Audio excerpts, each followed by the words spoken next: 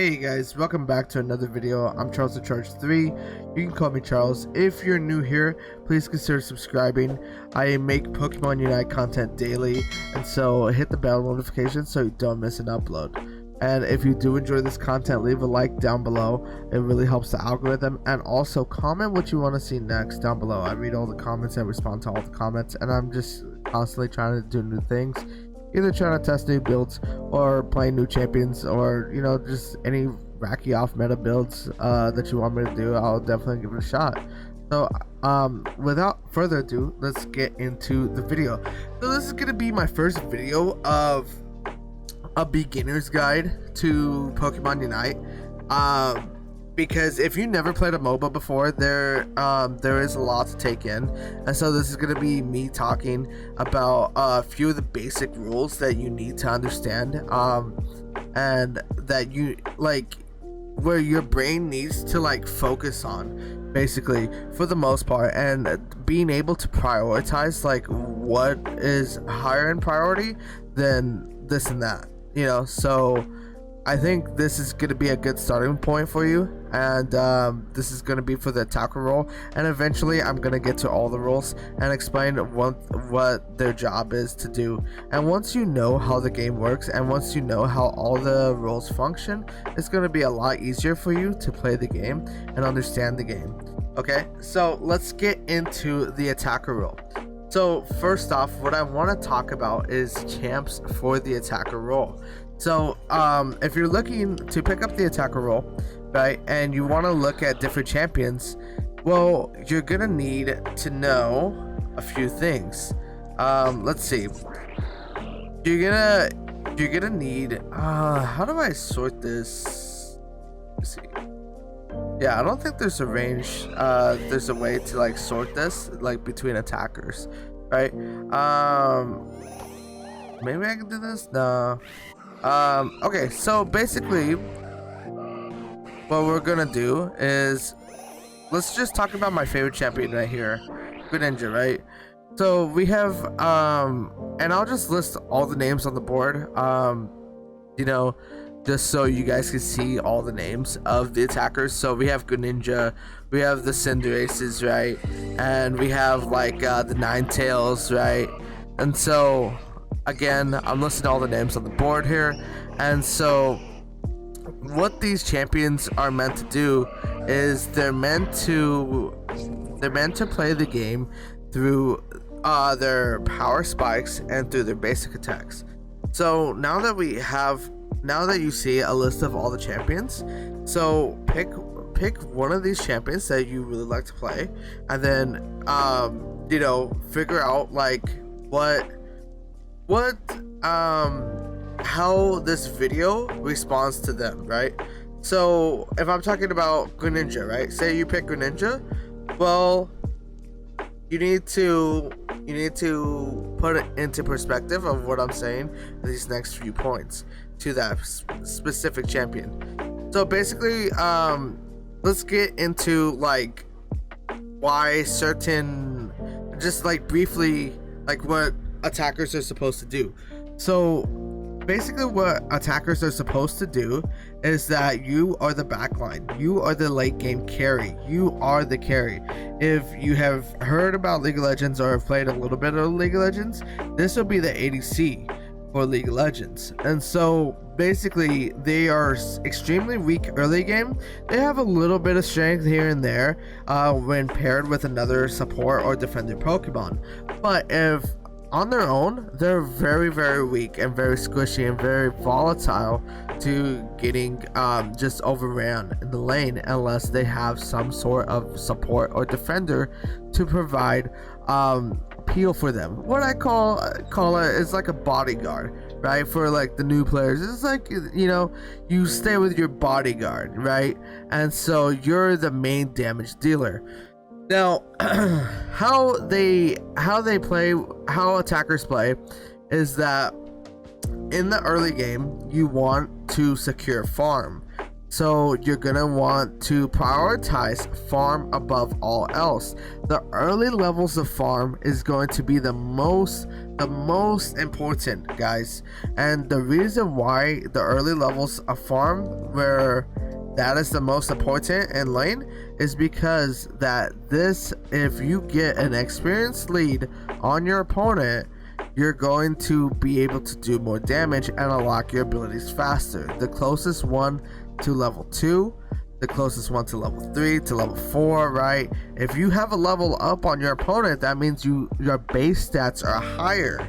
So when you have that farm, you essentially start the snowball effect. What is a snowball, right? So a snowball is where either you or your enemy starts ramping up. So that level lead, it starts going from 1 level lead to 2 level lead. And so now the difference is going to start showing extremely. And so now they're going to be able to run the lane a lot more. So this happens if you're dying a lot, or if you're just not prioritizing your CS, right? So just a quick tip of like what you should be doing in lane is just farming, going for those neutral camps, and then trying to take the enemies camps on their side of the lane, trying to take their APOMs or their Aldinos, right? So, and the reason why you take those, if you're able to steal those away from them, they lose XP, you get an XP lead. So then starts the snowball. Okay, so next is and I'll go into a whole nother video that's more in depth of all this, of lane mechanics and everything like that, but just for the most part, what I want you to understand now through this video is that prioritize farming above all else, okay? And so wherever you see those golden dots on your map, you need to get that farm, okay? And the reason for this is that you are going to be such a late game threat that once you get all your abilities, once you get to your unite move and you get to your abilities, if you're level 9, level 10, you're starting to come online, because those abilities are going to help you out, those stats are going to help you out, your base stats are going to rise and everything like that. And so like especially for let's take Cinderace, right? Cinderace, a score bunny early game is really, does no damage. A Raboot early game does no damage. But now when you get to Cinderace, her final evolution, right, she starts doing a lot of more damage. Her passive starts to come online, her ulti comes online, she starts doing a lot of damage, and you'll be able to kite a lot better. And kiting is another key term for being able to attack space, it's attack move. So basically when you fire off an attack, you instantly want to move back. Fire off an attack, instantly move back. Attack, move back. Attack, move. And so this is called kiting. And again, I'll do a more in-depth video about this, because that is another advanced mechanic of lane. But for now, just focus on the farm and focus on getting that XP lead and focus on getting to your abilities before trying to push fights. You have to prioritize farm and when you're playing this role.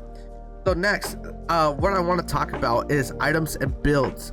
If you're not using the correct items and if you're not using the correct skills for your champion, then you're gonna be suffering a lot compared to the other champions. Because if you're using Power Ball on Cinderace instead of Blaze Kick, it's really bad, right? You're gonna feel the damage loss there. If you're not taking Feint on Cinderace, you're gonna feel really awkward and really bad. So you gotta there's tons of information online where you could just research what you want to look up. what champion, right? And there's always going to be a video out there for you about the best abilities to take and the best items to take. So mainly for attackers, what I would recommend is just either taking a scope lens. You could take Buddy Barrier, Scope Lens, and Focus Band, but what I generally just like to do is just taking Buddy Barrier, Focus Band, and Muscle Band, and this is pretty much works out on all attackers. This is pretty good items, you know, pretty much just standard items. If you have a limited amount of coins to buy items, I would say these are the 3 items that you want to buy. If you're going to buy items with your real money, then I say these are the items that you want to buy, and these are the items that you're going to want to max out. The item that you want to max out first, if you are going to go for a level 30 push on an item, you're going to want to max out the Buddy Barrier. That's just my personal preference, and I think that the item is just broken, so I'd max that out first. But yeah, so those are the items, and again, I'll have them up here on screen, so just so you guys know that these are like the most standard items for attacker and pretty much for a lot of Pokemon, because these are really strong items. And so you don't want to be caught in a loop where you're taking bad items like Floatstone or Assault Vest on a Cinderace, right? Because these are just really trash items, so you gotta have, you know, good items and good skills, you know. This is gonna make or break how much damage you're gonna output. So having that is having that under, you know, on the wraps is good. You know, knowing that is really good. Next I want to talk about is power spikes. So like I was saying about XP, you know, the snowball effect, getting your XP levels, getting to your abilities, right? That's your power spikes. So the biggest power spike is level 9, right? Level 8 or level 9, where a lot of Pokemon end up getting their Unite move from that level. So that is the biggest power spike, because you have your Unite move, and if you're going against someone that's say level 5 or level 6, you know, and they don't have their Unite move and they're several levels down, well, your Unite move and your XP lead on them is going to be able to do a lot of damage. And with your Unite move, you'll be able to steal the first Dreadnought, you'll be able to wipe the enemy team, you know. So like, that is just one of the many power spikes, and you'll find a lot more power spikes as you continue to play your champion and as you continue to one-trick them, and you'll find a lot of their power spikes, and then you'll be able to realize, well, I'm weak right now, so I have to play a little bit safe. I have to farm up and just look for what I can get, and then play around that. And then once you find your power spike when you're strong, that is when you can say, all right, you know what, I'm strong, I can go in here, let's go, let's look for a fight, let's go, let's pressure them, let's be aggressive, let's look to take their jungle, let's look to take their APOMs, let's look to get first place, get first rotations on the Dreadnought, or let's set up priority in river first for the Zapdos, so we can, you know, since we're stronger, they're gonna want to you know, come into us, and we'll just burst them down. You know, there's a lot of things that can come with knowing your power spikes. And again, guys, I know it kind of sounds like a lot now, but trust me, you'll get it all together. And I'm gonna be releasing videos so that this is gonna be the ultimate beginner guide. You know, I'm gonna break it up into chunks so that you guys are just able to watch these videos and just hone in on a few certain things after each video. The last thing that I want to talk about really quickly is what to do beginning, middle game, and end game, and objectives, and how to handle these. So we kind of pretty much already talked about the beginning. It's just farming, you know, playing for a farm, you know, and playing for your power spikes. And so mid game is just mid game it's just the same thing. You're just playing for farm, and you're just still playing for your power spikes. You know, if you haven't hit your Unite move yet, you're gonna start playing for more power spikes. You know, you're gonna start playing for that power spike, or and then if you did hit your Unite move yet, now you want to start hitting the plus button and start seeing the enemy's levels. Well, if they're a level above you, now you want to catch up in levels, and so this is where the mid game comes in. This is where you need to farm a lot more to out level them, or to at least match them on the same level. And end game, how you want to play the end game is, you know, you want to group with your team and you want to group on objectives. Now, if you need farm, I highly suggest that you don't go out across the map. If your team is at Zapdos, right, don't be farming top side. Don't be farming bot side where you're so far away from your team. What I suggest is that if there's any farm, look on the map. If there's any golden diamonds, right, that are close to Zapdos, be farming next to your team. Because a lot of times the fights end up dancing for a little bit, right? That's dancing, you know, they're dancing around the fight. They're looking who's gonna pull the trigger first, who's gonna initiate the fight, who's gonna engage it first. And you have to be constantly farming, looking to when the fight breaks out, so that you're there instantly to put out that DPS. DPS is damage per second. That is why we have attackers, because they put out a boatload of damage per second, you know, that really melts a team if they stay up long enough. If they die first, most of the time your whole team loses the team fight because of you, because you are a big late game threat, a big damage threat. You are the carry, right? So don't be dying first.